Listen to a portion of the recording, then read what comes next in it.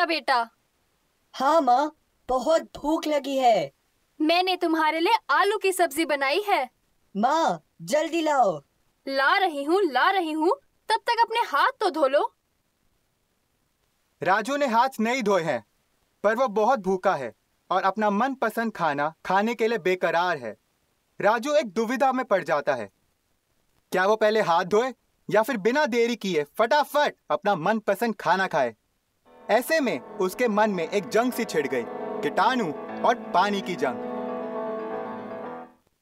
राजू हाथ धो, वरना बाद में रो। राजू खाना खा ले, कुछ नहीं होता। नहीं राजू, मम्मी कहती है कि हाथ धोने चाहिए। खाने के बाद तो हाथ धोने ही है, तो पहले क्यों?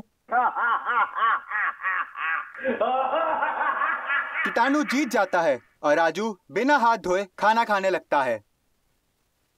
अगले दिन राजू के पेट में बहुत दर्द होता है। दर्द इतना ज्यादा होता है कि राजू रोने लगता है। उसकी रोने की आवाज सुनकर माँ और पिताजी कमरे में भागकर आते हैं। क्या हुआ बेटा, तुम रो क्यों रहे हो? कोई बुरा सपना देखा क्या? अब मैं आ गई हूँ। शांत हो जा बेटा। नहीं माँ, पेट में बहुत दर्द हो रहा है। मैंने कहा था कि बाहर से मत खाओ, पर नहीं, मेरी बात तुमने कभी सुनी है क्या? राजू रोते रोते माँ और पिताजी के साथ डॉक्टर के पास जाता है। डॉक्टर साहब देखिए ना, इसका पेट बहुत दुख रहा है, सुबह से बीमार है। राजू लंबी सांस लो। यहाँ दर्द है ना? देखिए, इसको तो पेट का रोग हो गया है। कैसे? मैं तो इसे पौष्टिक और अच्छा खाना खिलाती हूँ।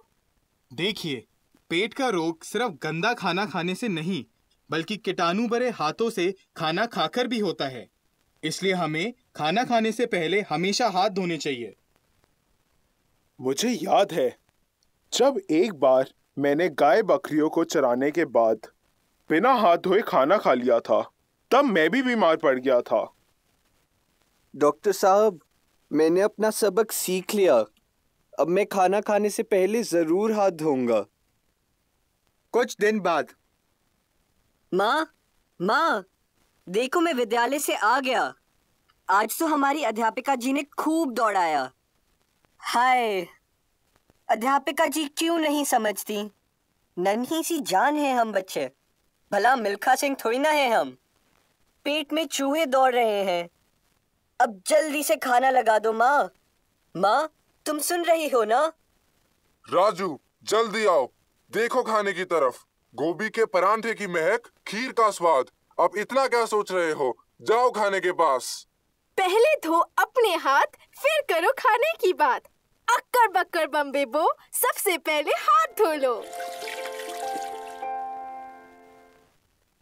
हाथ हमारे देखो यारो करते कितना काम, सुबह शाम हर पल तेरा चमकाते ये नाम।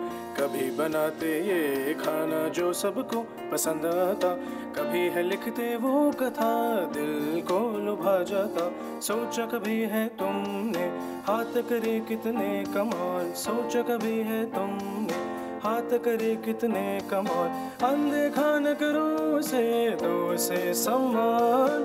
अनदेखा न करो उसे, दो उसे सम्मान। धोकर इन्हें साबुन से तुम रखो साफ, धोकर इन्हें साबुन से तुम रखो साफ, धोकर इन्हें साबुन से तुम रखो साफ।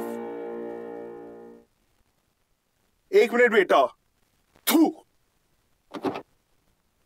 अरे कुमार जी, ये क्या कर रहे हैं आप? थूक थूक कर आपने मेरी पूरी दीवार गंदी कर दी। अरे तो क्या हो गया? हर साल तो आप अपने घर की सफेदी करवाते ही हैं। गंदी हो भी गई तो इस साल सफेदी के पैसे वसूल हो जाएंगे। देखिए, ये तो कोई बात नहीं हुई। कल मैं आपके घर के सामने थूक कर चला जाऊं तो आपको कैसा लगेगा? अरे चलिए, कोई बात नहीं, आगे से ध्यान रख लूंगा। अगले दिन। बिट्टू सुन तो बेटा, ये कचरा बाहर फेंक के आ। बाहर कहाँ माँ? अरे भला ये भी कोई पूछने की बात है? बाहर सड़क पर। पर माँ, क्या ये सही होगा? स्कूल में तो टीचर ने हमें ये सिखाया था कि कचरे को हमेशा उसके अलग अलग प्रकारों के हिसाब से ही उसे कचरों के डिब्बों में फेंकना चाहिए। सही होगा, ये कैसे सवाल कर रहा है तू? जा फटाफट कचरा फेंक के आ।